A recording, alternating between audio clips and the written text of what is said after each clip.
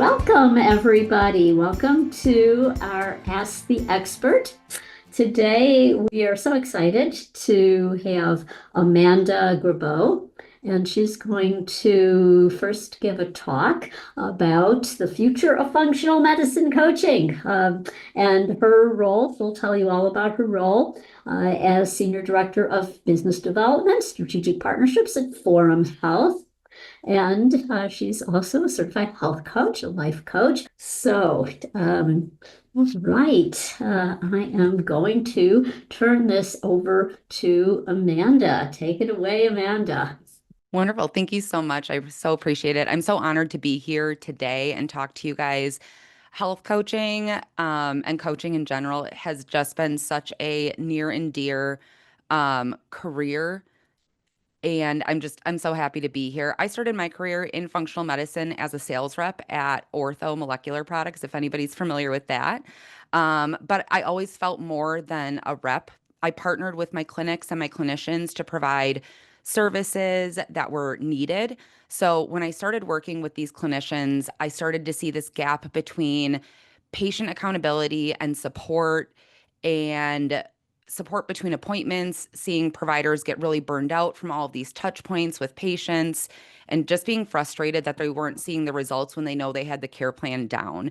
So I got certified as a health and a life coach. I quit my job and opened my own coaching practice as a solo coach right at the start of COVID.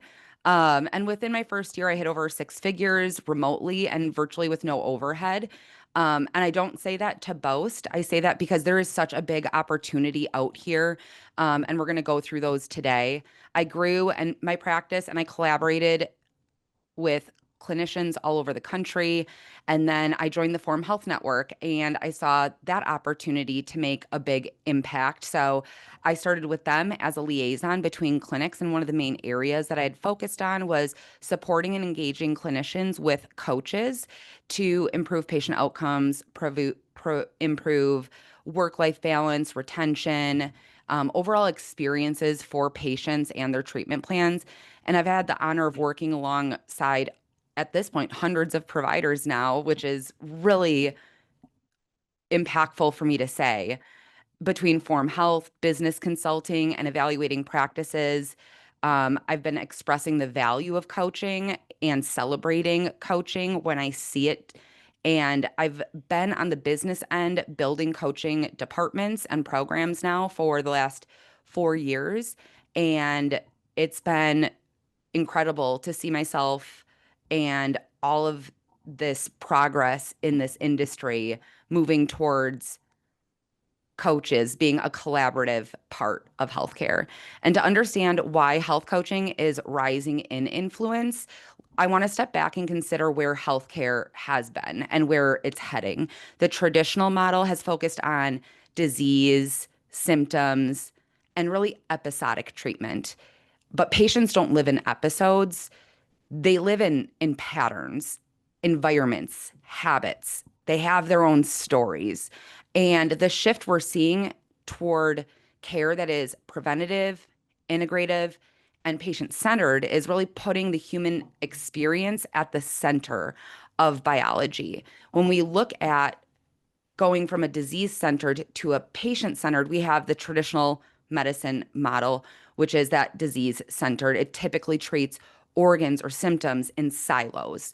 And that's your disease centered. When then you look at functional and integrative models, seeking to understand upstream causes, lifestyle, environment, gene interactions, stress, the microbiome, that's more patient centered. And we're seeing this shift because data and technology is advancing. And now we have proof and we have knowledge at people's fingertips. And in functional medicine, patient-centered reports are now being presented. And in functional medicine, the experience matters versus the disease-centered where the labs mattered, right? So for models that integrate tools like health scores and things like that, there's a lot of evidence now coming out about the collaboration between health coaches and their care plans. We're seeing things from global health the promise score, and we're seeing the evidence supporting integration of coaches in there. When we start to look at the evidence that supports this, we have randomized controlled trials testing out elimination diets and participants showing baseline symptoms improving significantly. So we've got all of this really great evidence coming out, and there's this shift. And it's happening because medicine becomes more precise. Patients will struggle. There is so many things out there right now that the public is learning about. They have so many more tools, from wearable devices and tracking data. But this is actually a challenge for patients. It's great that we have it, but the coaches coming in to help patients where they're struggling with integration and consistency and behavior, this is where coaching really becomes essential. And the healthcare systems are realizing that prescriptions and lab orders are only part of the equation. You need the human layer of accountability, motivation, and translation. Health coaching is increasingly recognized as a scalable, evidence-based strategy to address gaps in chronic care. And so we're seeing this big shift, and it's so exciting. We're at such a big moment with healthcare shifting. So, given that healthcare is shifting towards integrative, personalized, and preventative models, and the data is increasingly supporting these approaches, now the question becomes, where do health coaches belong in this future? And that leads us to how the role of the coach is starting to expand. So we're seeing how healthcare is shifting towards integrated system-based models. And if we zoom in on the role coaches can play, in many ways, the role of the coach is evolving. And it's not just in what they do, but how they do it, where they sit, and why they matter. So from the accountability partner to strategic collaborator, right? Historically, a health coach has often been understood as somebody who supports behavior change, provides accountability, and helps with goal setting. But today, coaches are stepping into roles that blend clinical literacy, data fluency, systems thinking, and relational skills. And they're becoming a strategic collaborator in patient care. In the integrated models, coaches are helping translate lab results. They're not doing lab reviews, but when a provider goes through these labs and they are presenting this care plan, the coaches on their follow-up get to layer in the why behind the lab results and this supplement and things like that. So they're really helping translate things for the providers, and they are able to spend more of that one-on-one time with them. And our patient reported outcomes and our clinical recommendations, they're turning those into actionable, realistic plans. If you think about a new patient visit for somebody who has complex chronic illness or something like that, they're spending an hour with the providers. They're getting these really comprehensive care plans, but they're not formulated in step-by-step ways for people to implement realistically into their life. So coaching has become increasingly important in the care and implementation of these. And we do have evidence to support that. There's a lot of citing that I have at the end of these. I'm not going to go into all of the studies that I've looked into on this topic, but know that there is evidence out there that is supporting all of this. And you're welcome to the slides and the studies that I've been searching and looking into. But we're really embedding coaches in care teams and interdisciplinary models. As coaching matures, many organizations are embedding coaches within clinical teams, not just as external vendors, but a core care staff member. And in these models, coaches attend team meetings, they co-manage patient pathways, and they're seen as an extension of the medical team.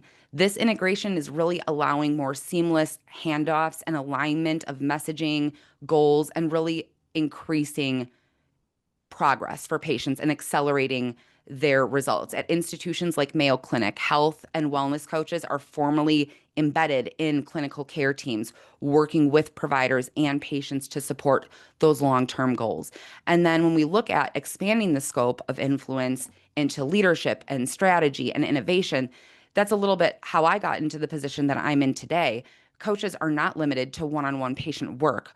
There's a lot of evolving roles in leadership and strategy and education, process design, and program development roles, because coaches really straddle this bridge between patient behavior and medical science, and they are uniquely positioned to inform how care is delivered, designed, and scaled.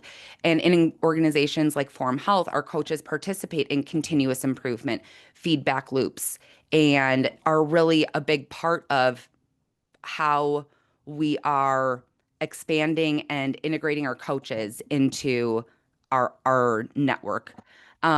So when you think of a health coach today, think less about accountability buddy and more strategic clinical partner, a care integrator, and an agent of change. So now that we kind of know how that shift is evolving, we can kind of look and explore the different career paths that really are available to coaches today, and not limited to, but these are the three major lanes and pathways that I see coaches having an opportunity to engage in. And I've done all of them, a hybrid of all of them, and done them all. So we're exploring how coaches are evolving, and coaches today can really choose or shift between three broad overlapping pathways: the independent entrepreneurial path. This is kind of your classic coaching model. You run your own practice, you design your own programs, you choose your niche, and you control your schedule. And you can operate one-on-one in groups via digital programs. You can do membership models. And the upside to this is the autonomy, the potential scale, the creative freedom. Some of the challenges to that is you're owning everything: marketing, operations, client acquisition, retention, and financial stability, which is also really empowering as well. And then you look at this second lane, and it's the collaborative clinic-based partnership role. And then in this pathway, you partner with clinicians, maybe small practices or integrative health clinics, and you are part of their care team and their modalities. And you're not the whole business owner. Responsibilities might include things like co-managing patients, attending team meetings, integrating your coaching into the clinical plans, and helping close those gaps in care, reviewing the provider's care plans, and creating a coaching plan for the patients. And the benefit is that you have these referrals and this infrastructure, and you have this clinical legitimacy. And so that's the second pathway that I see a lot of coaches being able to go into. And you'll often need to succeed here. You're going to need that clinical fluency, really that communication and partnership, and that attention to detail. And then when you look at the organizational leadership, maybe the system levels role in this pathway, you move beyond direct client work and you work more into a leadership strategy, operations, education, program design, clinical integration type of a role. And you might lead coaching teams, design protocols, create training programs, measure outcomes, or partner across different departments. And your impact is multiplied. You affect entire populations and systems or policies rather than just individual clients. And with that, there's really hybrid approaches to this. Many coaches don't just stay in a single path forever. They may start independently, then partner with clinics. That's what I did. I started independently. I collaborated with clinicians. I had my independent practice and I had referrals coming in. I still integrated into the clinics and I had key contacts there. And it was a great referral source for my independent practice. So these hybrid roles are really a great opportunity to kind of mix the whole thing together. And they encourage patients to and providers to really collaborate with their health coaches.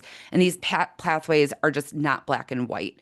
And so understanding these pathways and helps you kind of envision where you might start or where you want to grow into, but the path you choose also demands certain skills and ways of collaborating, which is what we'll explore in this next slide, is what it really looks like for coaches and clinicians to work together.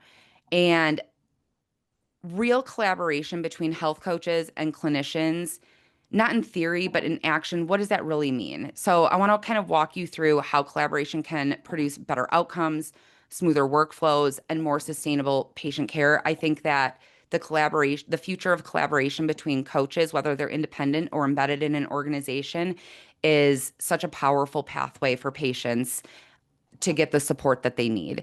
And so defining true collaboration, collaboration isn't a parallel work or coordination. It's really interdependence where coaches and clinicians share goals, they share data, feedback loops, accountability, and a strong collaborative team clarifies roles and communicates frequently and aligns on patient goals and timing. And in embedded models, coaches attend clinical huddles, review case studies, co-design plans.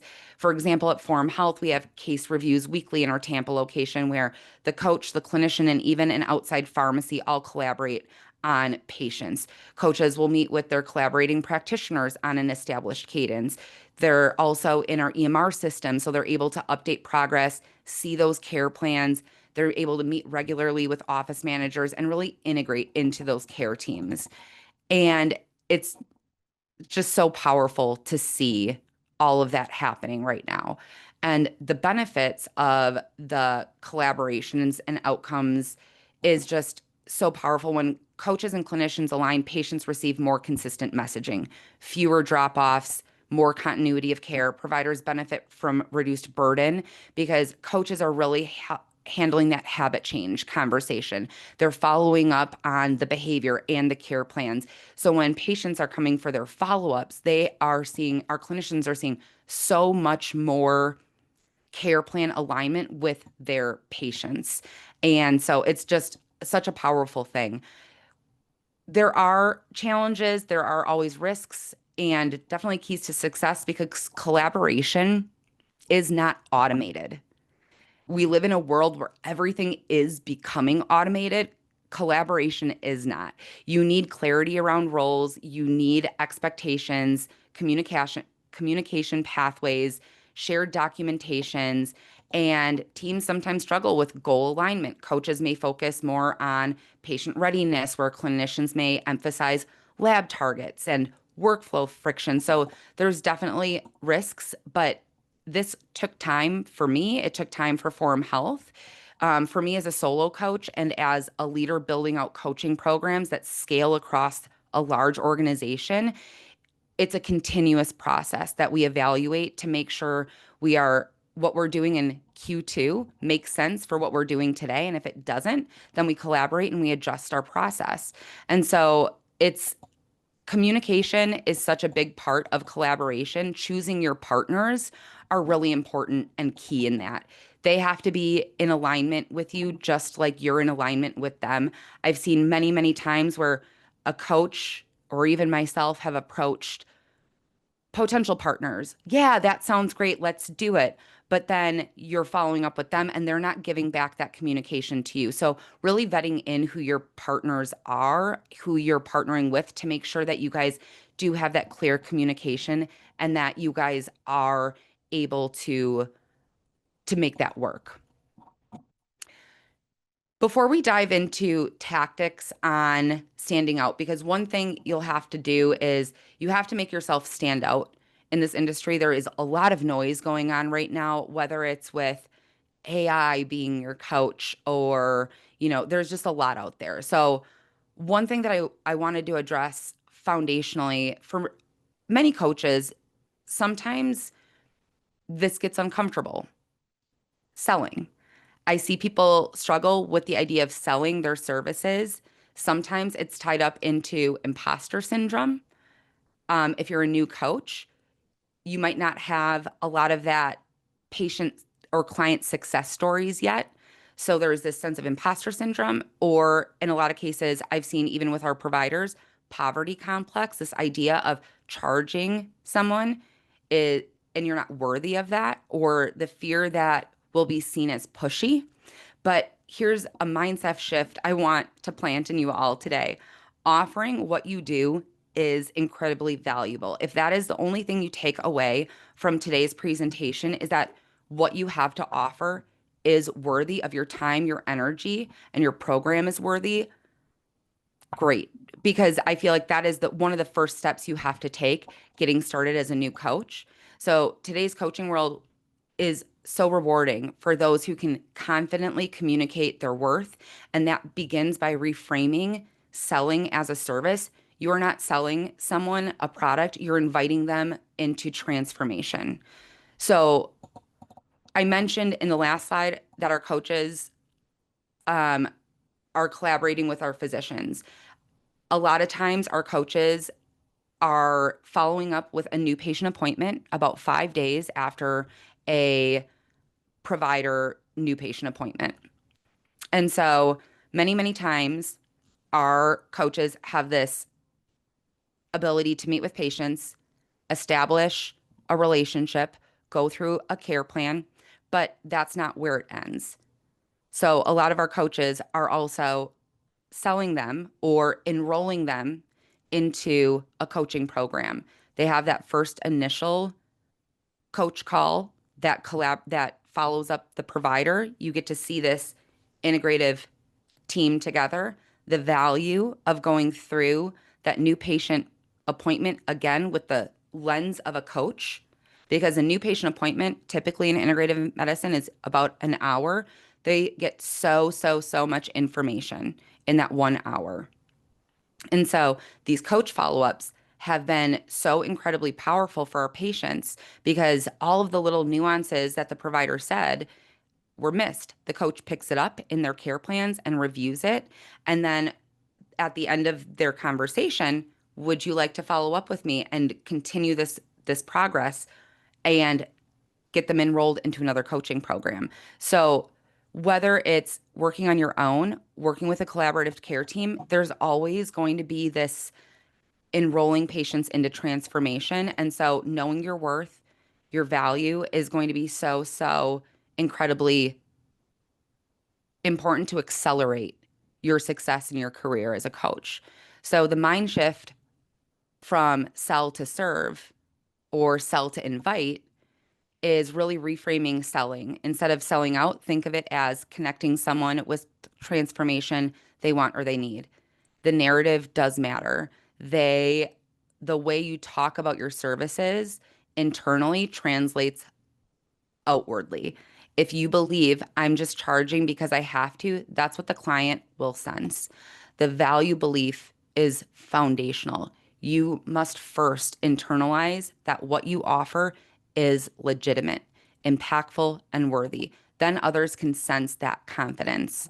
And so the mind shift from sell to serve, I think, is just one really big foundational skill for coaches.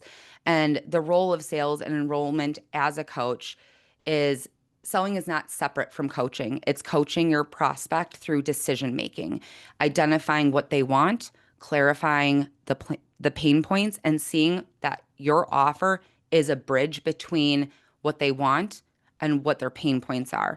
And in many coaching and consulting frameworks, enrollment conversations are seen as client led, needs based dialogues rather than pushy pitches. And effective enrollments arise from trust, clarity, and alignment, not manipulation or anything like that.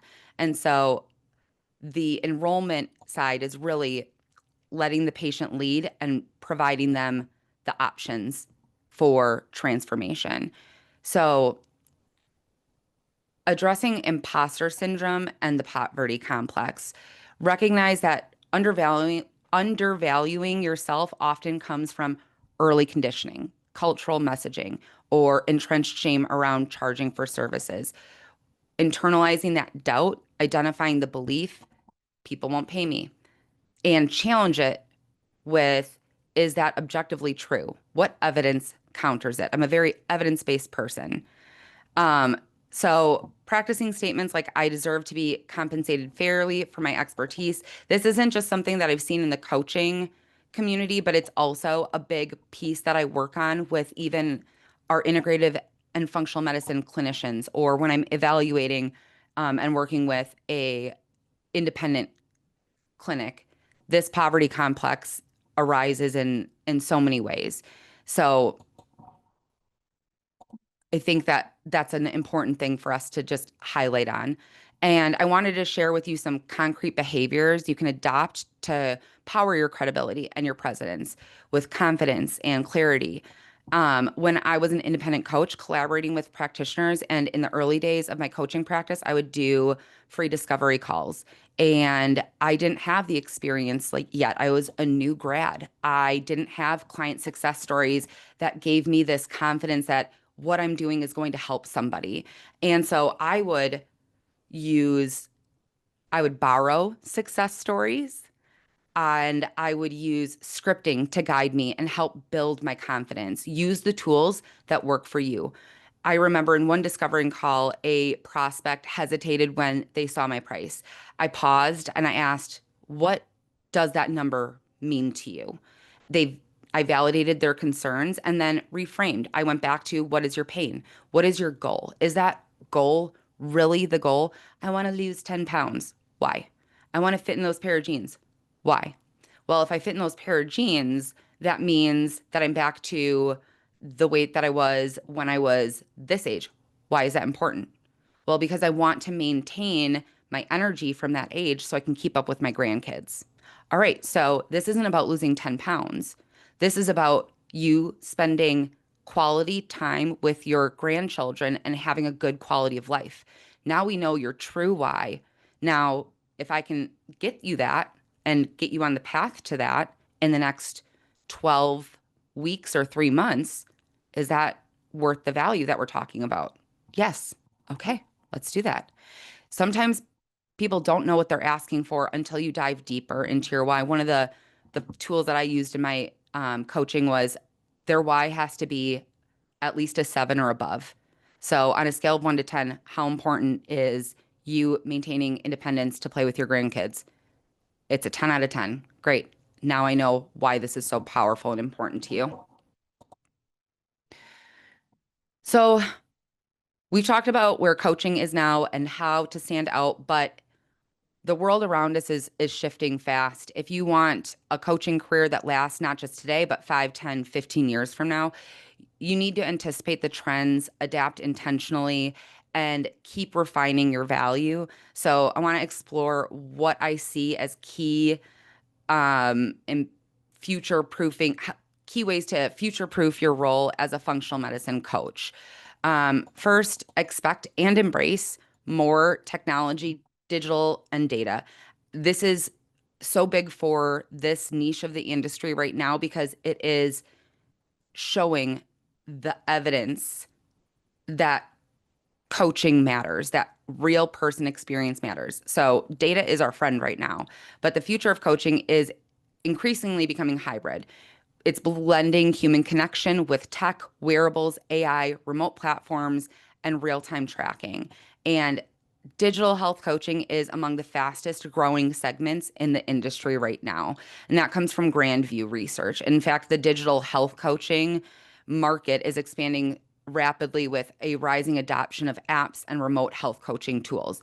Coaches who can interpret biomarker data, integrate wearable insights, infuse those qualitative and quantitative information will have a big edge in this because the tech isn't going away. And so when you can learn to blend with the tech, you're going to have a larger impact and be ready to partner with or leverage health tech apps rather than seeing them as competition.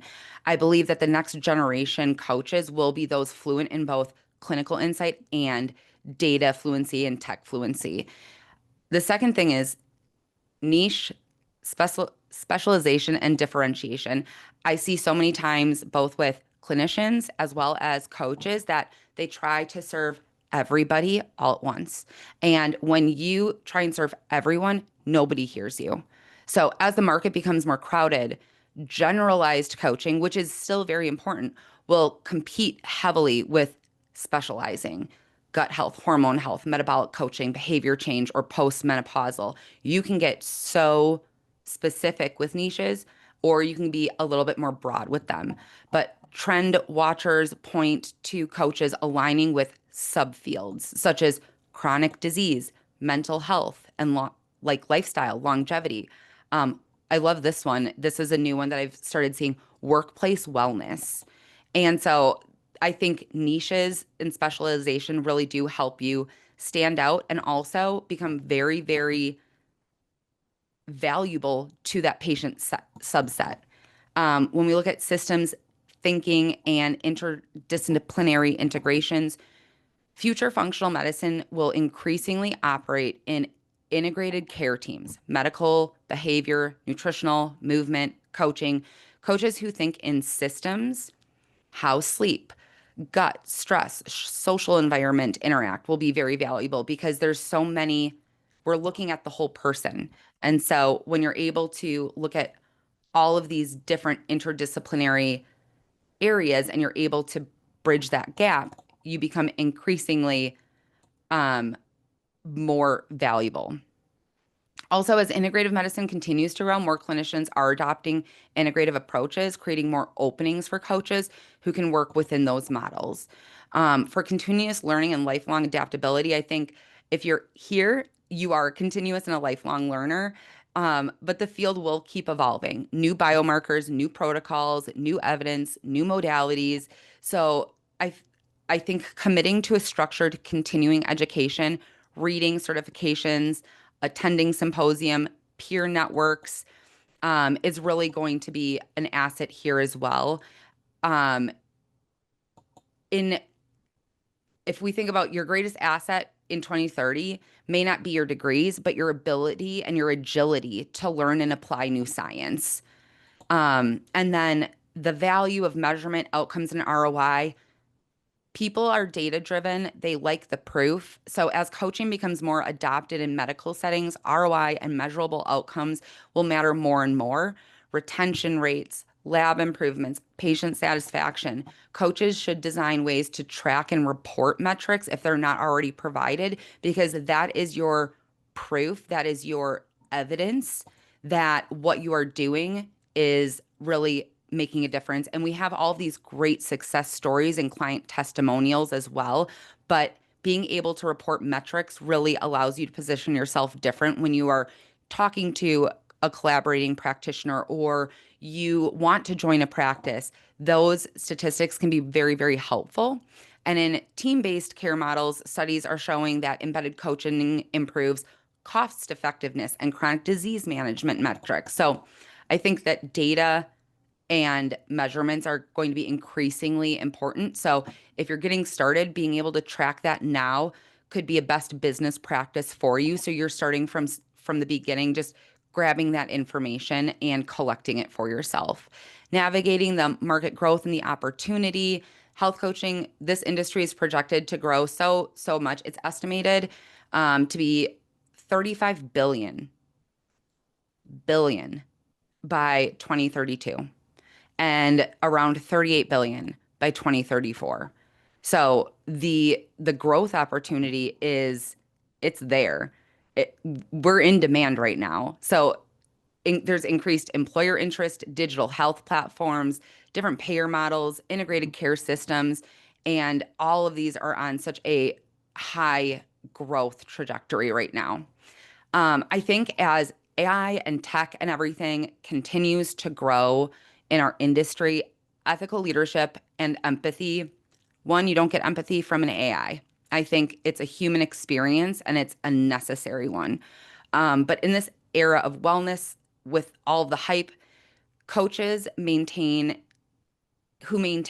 integrity, client centeredness, transparency, and humility are going to stand out because there are just some things that tech cannot do that a human can.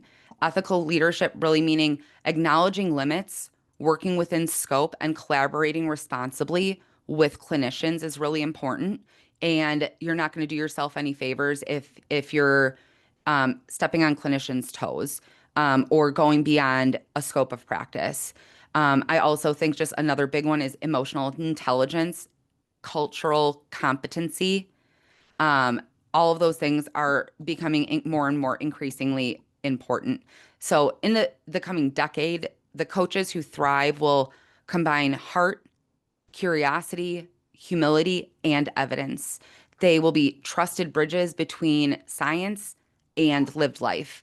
If you lean into adaptation, lean into learning, and anchor your values and outcomes, your career won't just survive, it will shape what the next generation of healthcare looks like. And that's why I'm so, so excited about coaching, because we really are doing this. We're doing this thing right now. So I'll stop there and see if anybody has any questions.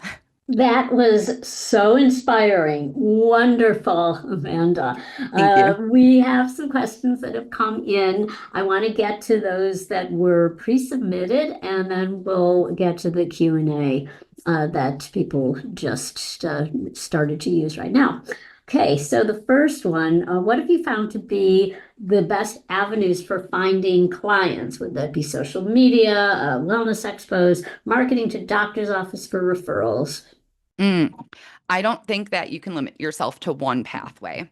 Um, the day and age that we're in with marketing right now is a whirlwind. Algorithms are constantly changing, and there's so many different ways. I do think that um, collaborating within your community. I think community is such a big underlooked area of opportunity.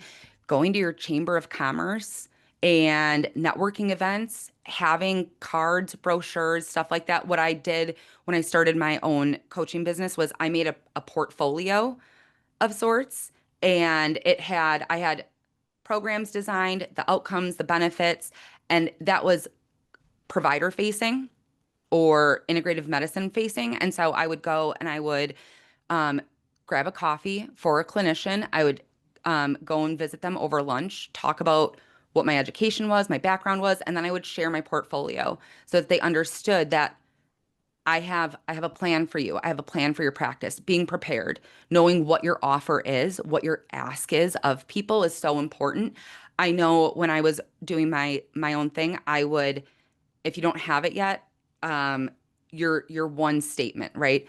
I am a health coach who serves what is their pain, and then what is the outcome that they're looking for. So that statement piece, know it, own it, take it out to your community and tell everybody about it. I think that there's value and consistency online as well.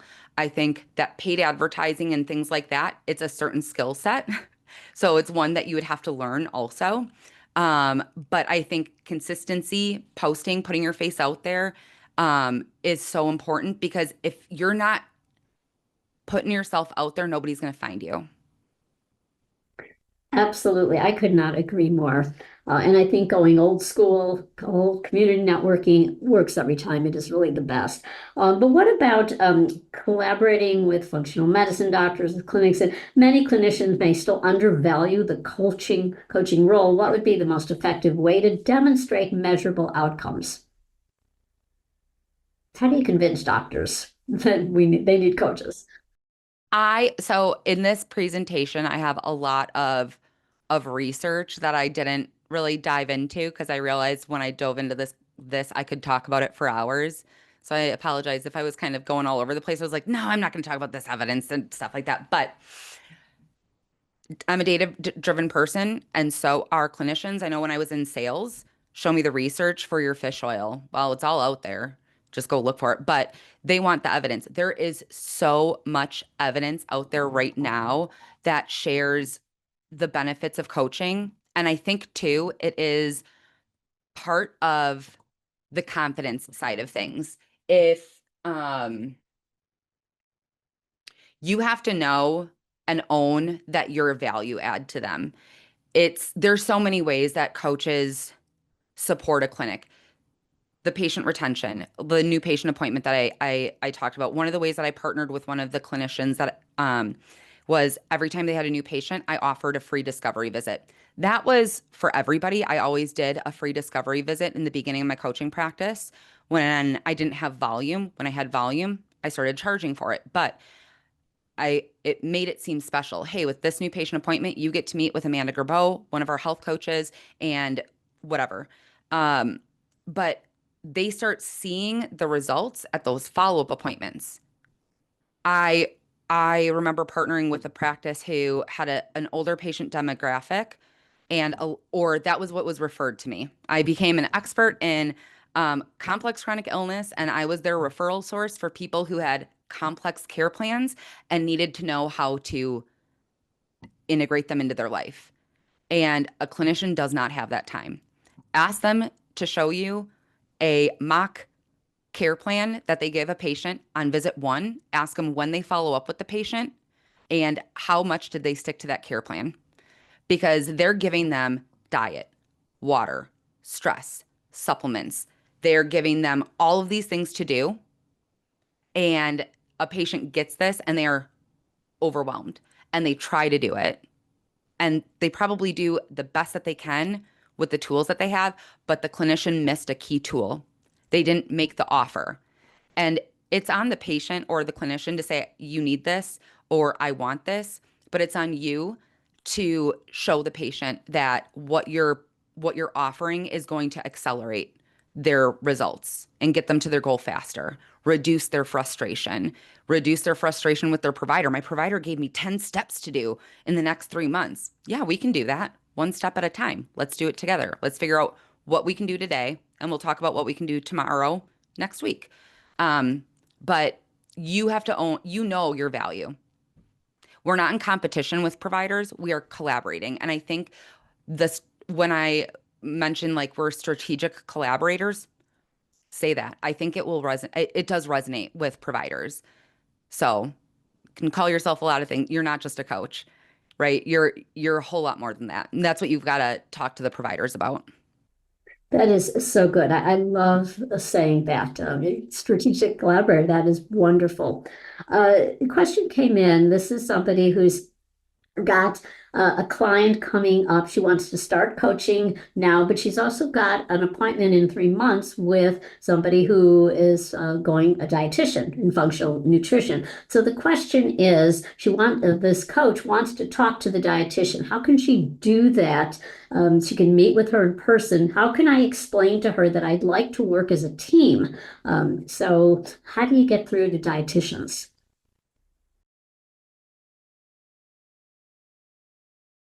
Um, I love dietitians too. I love the whole care team.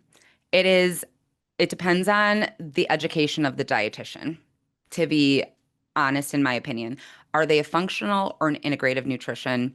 And if they are, Yeah, you're not this there one's again, you're not functional. there to step on your toes. She's Yep. doing the nutrition piece of it. That patient is still going to need accountability.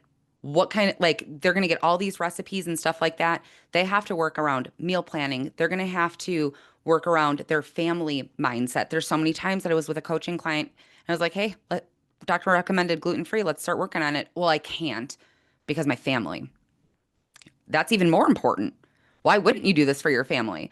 And so the dietitian needs you just as much as the provider needs you. It's a collaborative care team. Honestly, they need a provider, they need a dietitian, they need you, they need everybody, right? It's all about positioning yourself as a collaborative care team.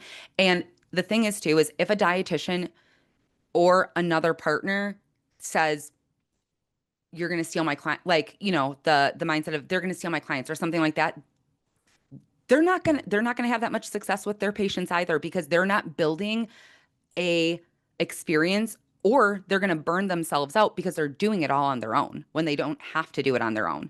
So one of two things is going to happen with somebody who doesn't take your value or doesn't integrate coaching: is they're doing it all on their own, or they're not doing their patients as much justice as they could because they haven't built a collaborative care team around them.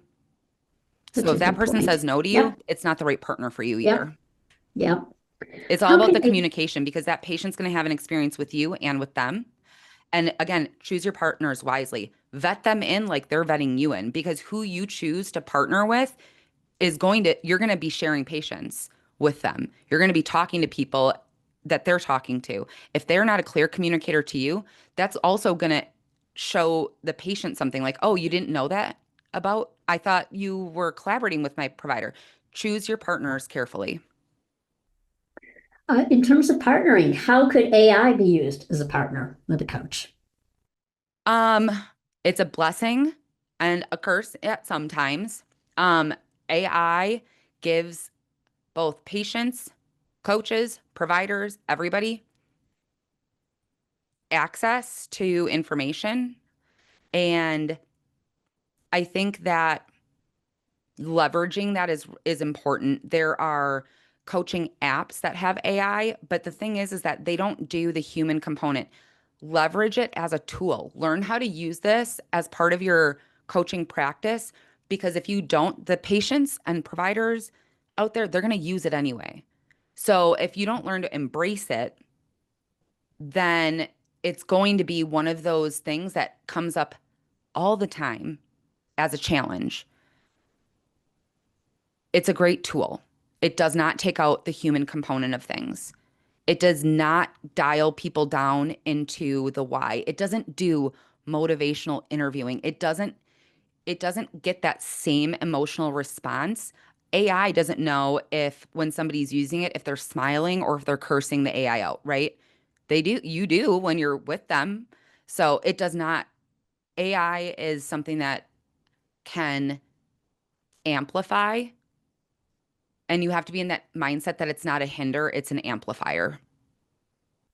Absolutely. Everything I've heard is that it's actually going to drive people to human, actually in person, because we're craving that. Hmm. Uh, can you talk about group coaching, which is one thing I always say AI cannot. An No, they AI health definitely coach can't do can't that. lead a group. So can you talk about the place for group coaching?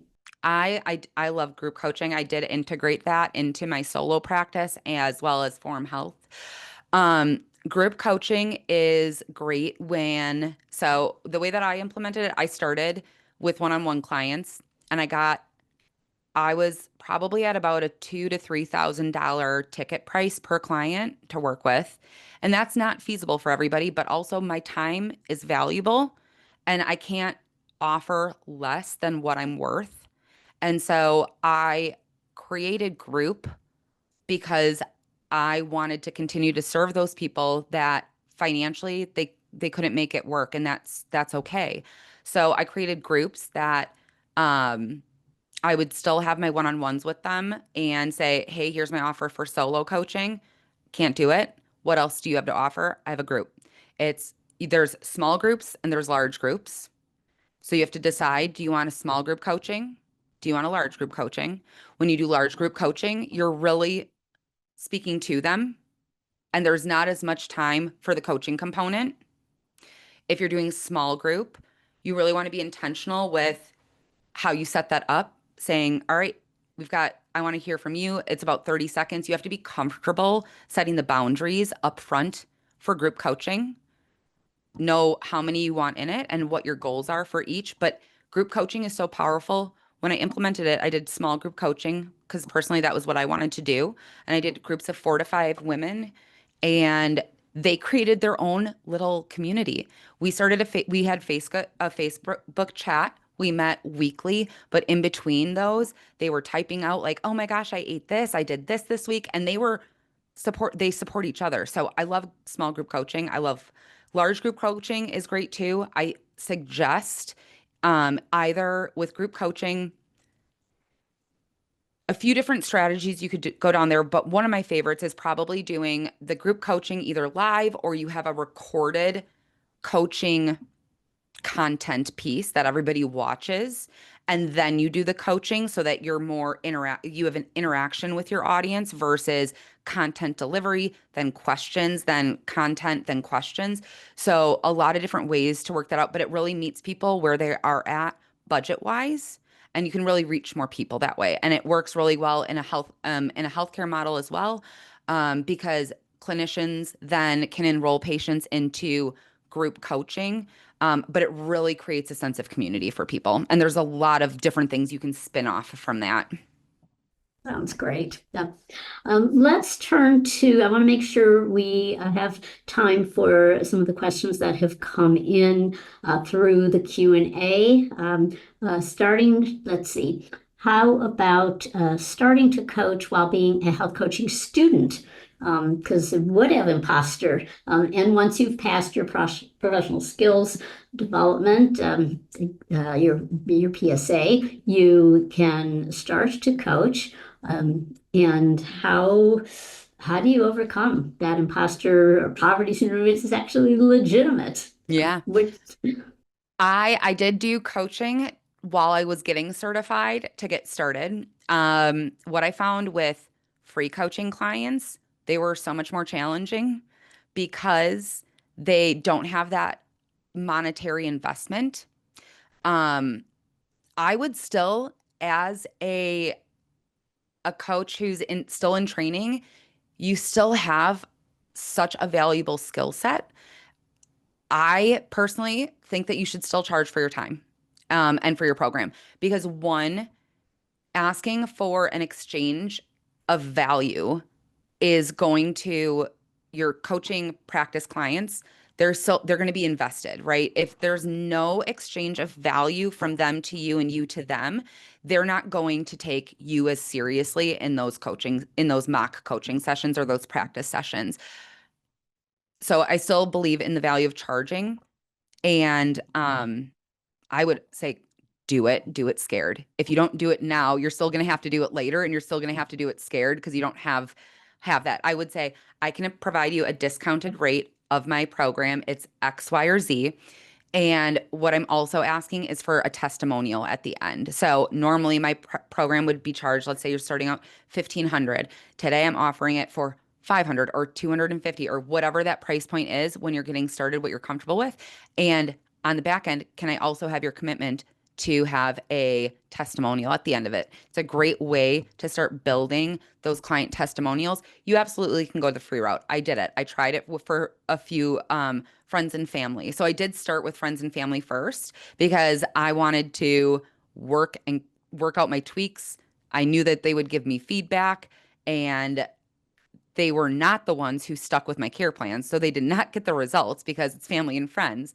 And they didn't have a monetary investment. Then I started doing practice coaching clients where I charged a small fee, gained the commitment of a testimonial, and they followed through.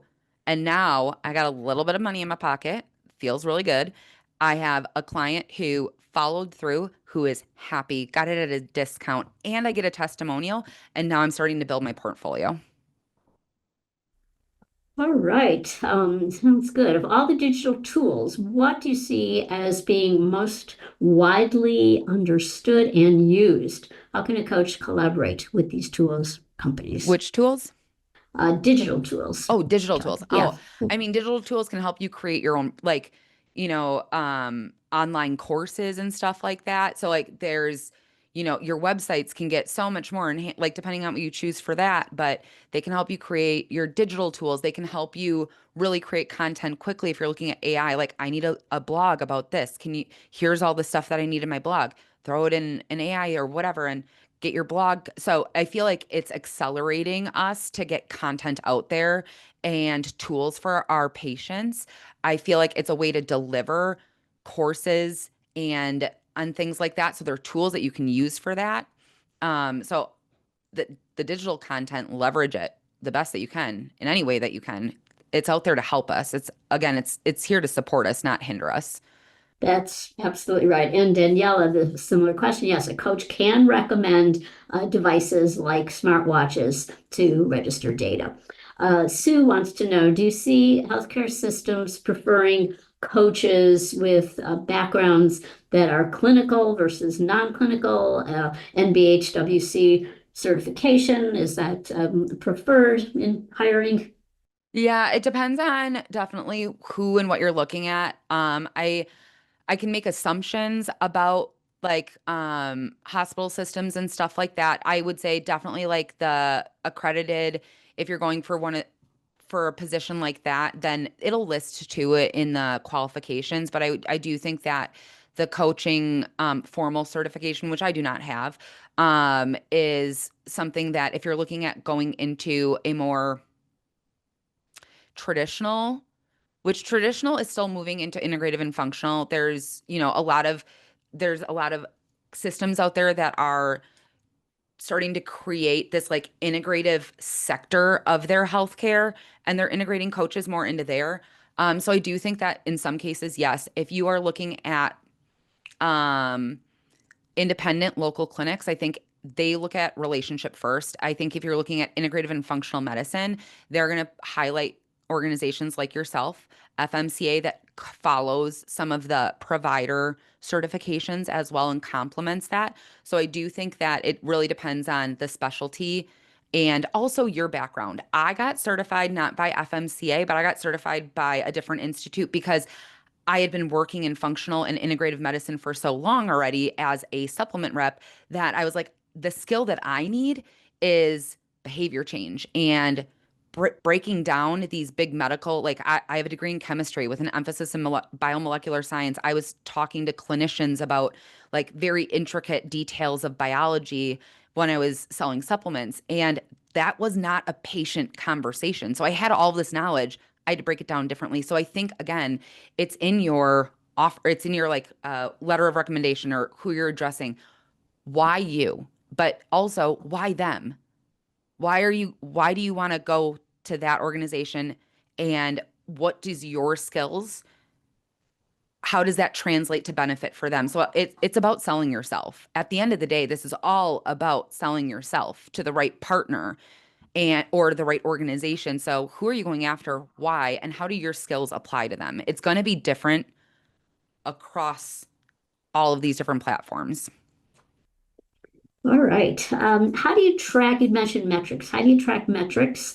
Can you give an example? What metrics could they be? hmm So because I have the luxury of being with Forum Health, I've been able to build out tracking on platforms.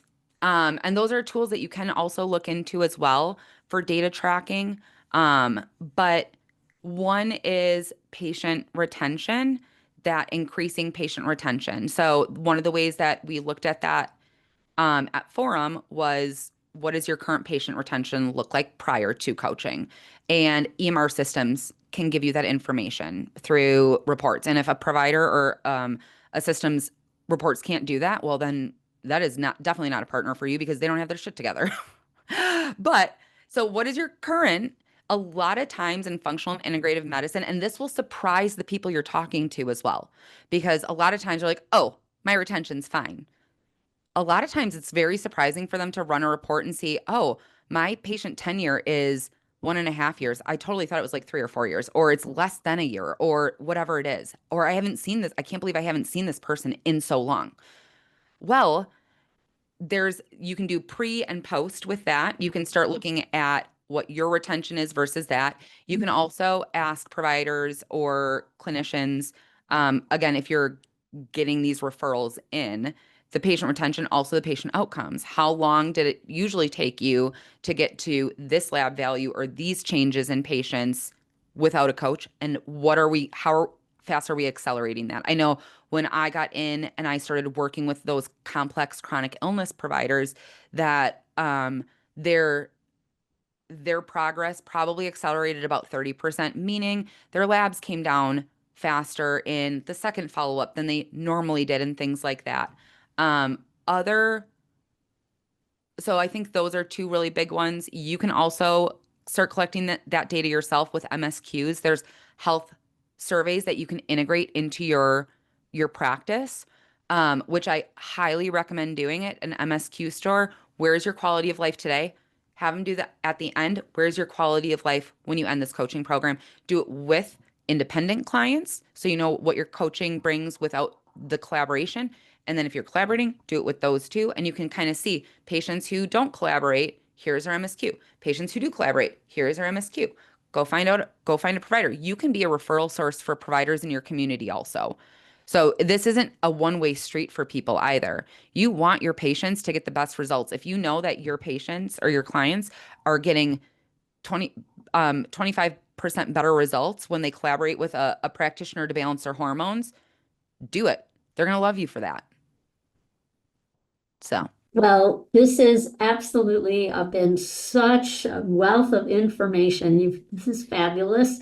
And I want to thank you. We are out of time. I apologize for those who submitted questions that we could not get to them. Rest assured that there will be some way, somehow, we will get to these questions answered. We will have more programs like this for you. So, but this is wonderful. Thank you again. Thank you for everybody who is here. I just want to, in closing, so Annette, I just want to make sure we get to this question. She's going to a connection, an expo, a Black Health Connect expo. Go for it, Annette. You won't get burned out. It'll be exciting. Best connections happen in the line to the bathroom. So yes. In the hallway, you're standing in line to get your food. Yes. Have your 30-second elevator pitch nailed down. Just say it. Say it in the mirror. Say it out loud at the grocery store. Do it. Yeah, absolutely. All right. Thank you, everybody. Thank you so much, Amanda. You're welcome. Thank you so much for having me. I really appreciate it.